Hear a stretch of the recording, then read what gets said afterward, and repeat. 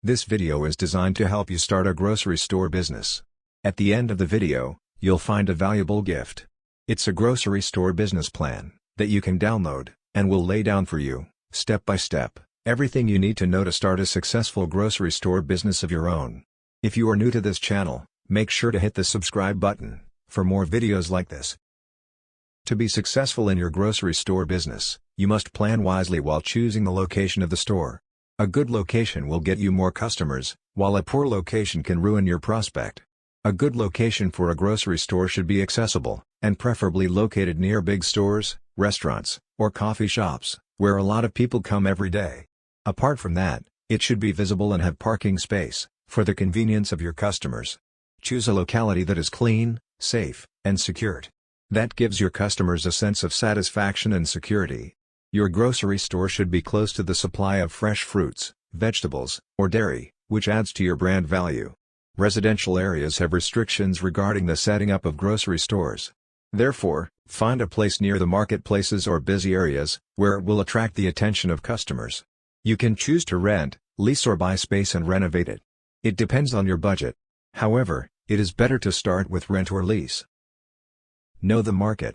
Before starting your grocery store business, try to know the market trends of the area. Do a market research and gather information regarding the demand and competition of the local market. The common items of a grocery store have steady demand throughout.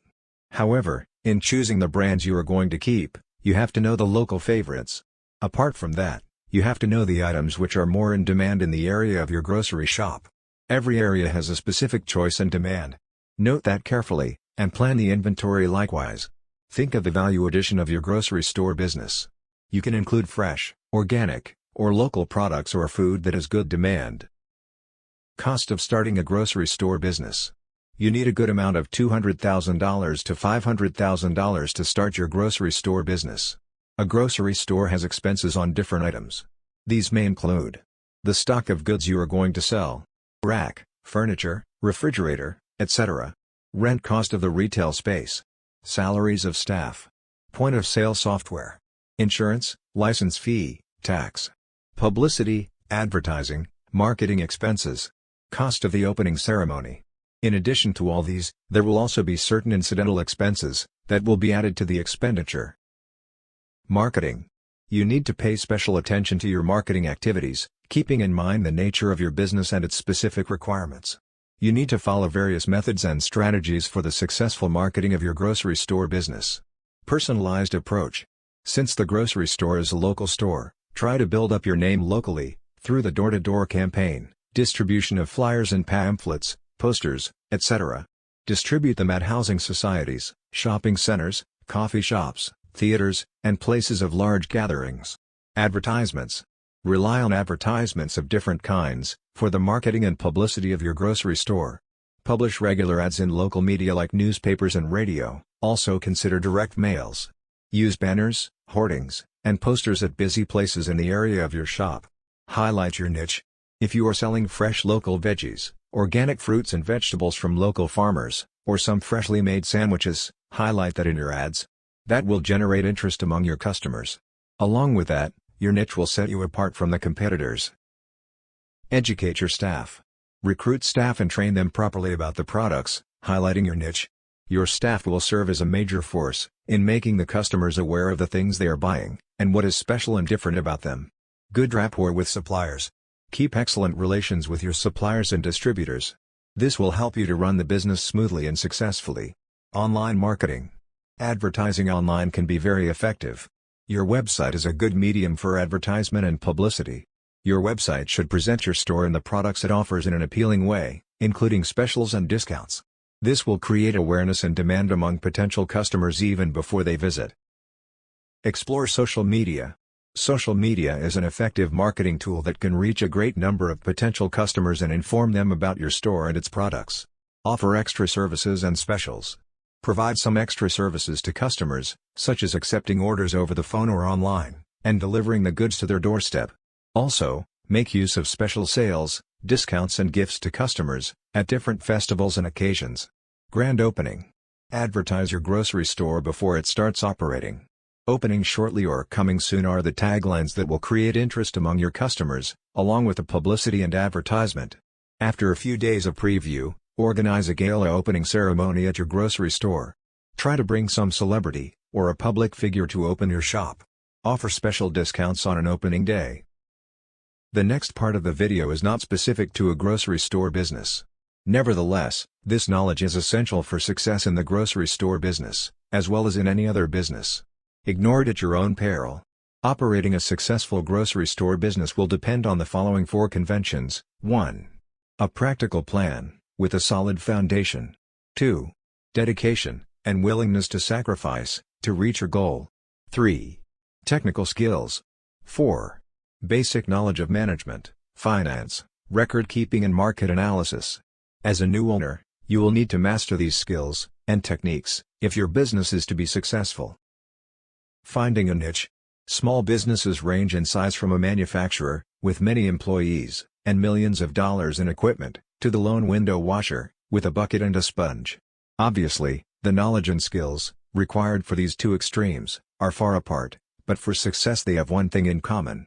Each has found a business niche, and is filling it.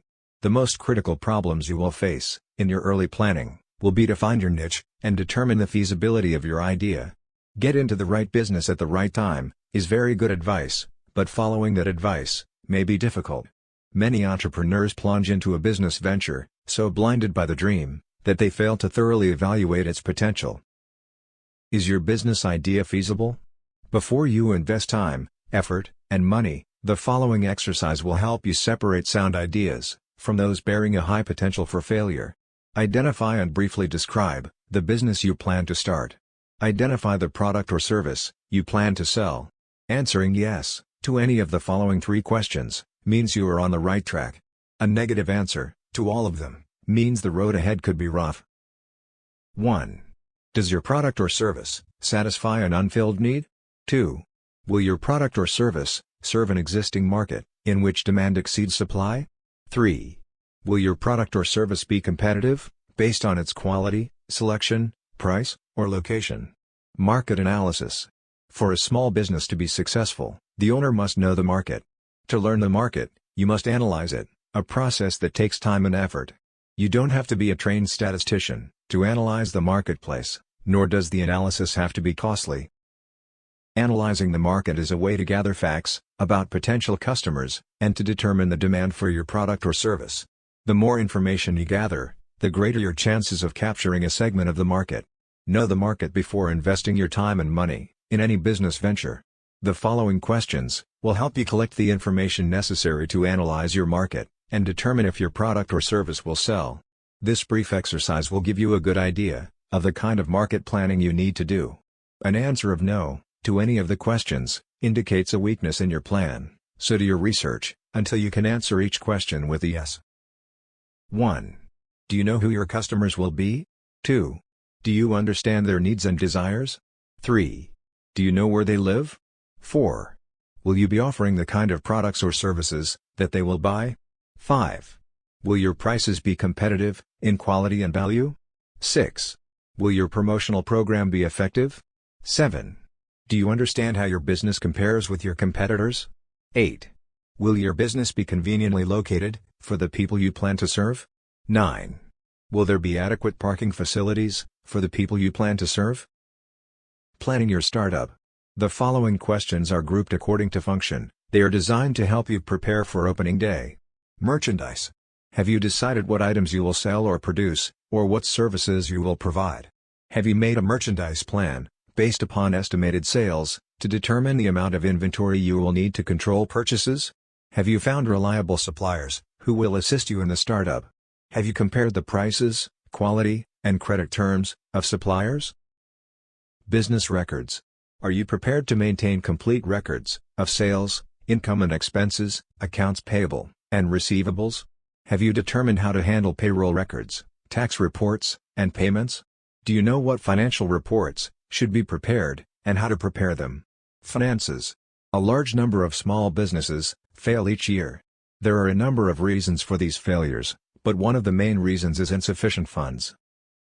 Too many entrepreneurs try to start and operate a business without sufficient capital, money. To avoid this dilemma, you can review your situation by analyzing the following 3 questions. 1. How much money do you have? 2. How much money will you need to start your business? 3. How much money will you need to stay in business?